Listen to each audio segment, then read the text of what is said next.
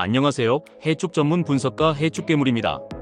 개인이 혼자 시간을 투자하고 분석을 한다는 것은 사실상 매우 어려우며 시간적 여유를 가지고 분석하기에는 제한적이라고 생각합니다.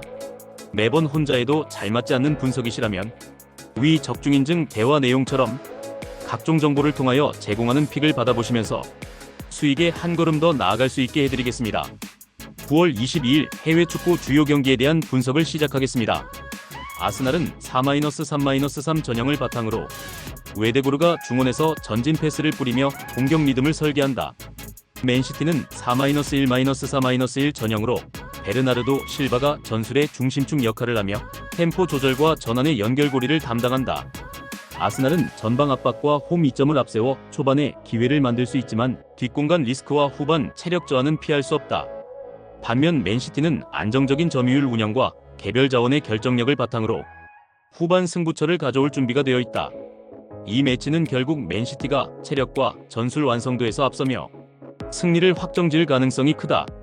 레버쿠젠 포메이션은 3-4-3이며 공격 템포를 끊임없이 올리며 상대를 압박하는 구조를 가진다. 글라트바흐 포메이션은 4-2-3-1이며 안정적인 수비 라인 유지가 핵심이다. 레버쿠젠은 홈에서 빠른 템포와 강한 화력을 앞세워 글라트바흐를 몰아붙일 수 있다. 시크와 텔라의 조합은 결정적인 순간마다 치명적인 위력을 발휘한다. 글라트바흐는 포백 조직력이 쉽게 흔들릴 수밖에 없어 원정에서 버티기 힘든 구도다. 그래서 이 경기는 레버쿠젠의 화력이 승리를 확실히 가져올 가능성이 높다. 피오렌티나 포메이션은 3-4-3이며 모이스키는 제공권과 피지컬을 앞세운 전방 버티기가 강점이지만 마무리 정확도에서는 기복이 남아있다. 코모 포메이션은 4-2-3-1이며 두비카스는 문전 움직임에서 득점을 노리지만 최전방에서의 지원이 부족할 경우 고립되기 쉽다. 피오렌티나는 홈에서 안정적인 수비를 바탕으로 버티고 코모는 원정에서 무실점 운영을 최우선으로 한다. 양팀 모두 공격적 변수가 부족한 상황이기에 결과적으로 루즈한 흐름 속에서 승부를 가르지 못할 가능성이 높다. 이번 경기는 무승부라는 결과가 가장 합리적인 선택지로 보인다. 엘체 포메이션은 3-4-1-2이며 라파미르는 페널티 박스 안에서 제공권과 마무리를 동시에 책임지는 확실한 타깃이다. 오비에도 포메이션은 3-3-3이며 일리치는 활동 반경을 넓히며 전방 압박과 슈팅 시도로 존재감을 드러내지만 결정력은 들쑥날쑥하다. 엘체는 홈에서 압박과 전환 속도로 상대를 흔들며 전술적 완성도와 심리적 동기에서 우위를 점할 수 있다. 오비에도는 원정 약세와 집중력 저하로 인해 안정적인 경기 운영이 쉽지 않다. 따라서 이번 매치는 엘체가 승리로 마무리할 가능성이 높다.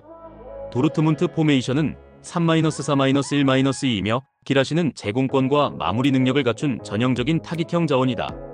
볼프스부르크 포메이션은 3-3-3이며 쾌미르는 전방에서 제공권과 연계 능력을 동시에 보여주며 공격의 중심에 선다. 도르트문트는 전력적으로 여전히 강하지만 주중 일정이 겹친 상황에서 체력적 한계가 경기력에 그대로 드러날 수 있다. 반면 볼프스부르크는 쾌미르와 야키치를 중심으로 공격 템포가 살아있고 원정에서도 흔들리지 않는 전개를 보여주고 있다. 결국 이번 맞대결은 볼프스부르크가 도르트문트의 피로를 집요하게 공략하며 승리를 가져갈 가능성이 크다. 인터밀란 포메이션은 3-5-2로 안정적인 수비 블록과 동시에 공격 전환의 속도가 날카롭다. 사수올로 포메이션은 4-3-3이며 전방에서 베라디의 측면 돌파와 슈팅 전환이 가장 위협적이다.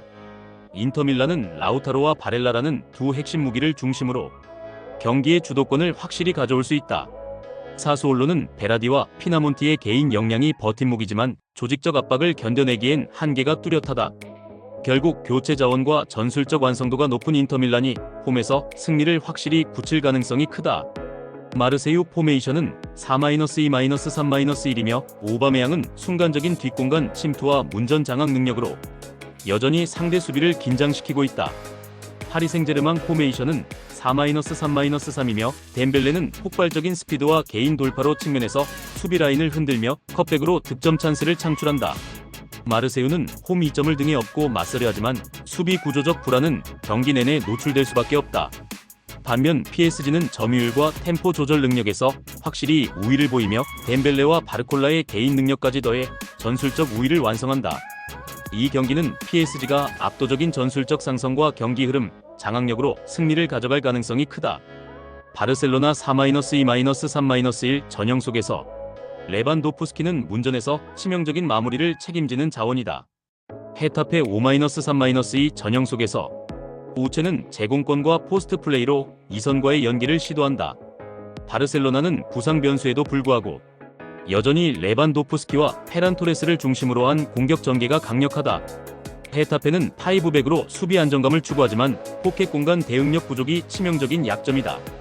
이 경기는 결국 바르셀로나의 공격 패턴과 점유율 우위가 헤타페를 무너뜨리며 승리로 이어질 가능성이 높다.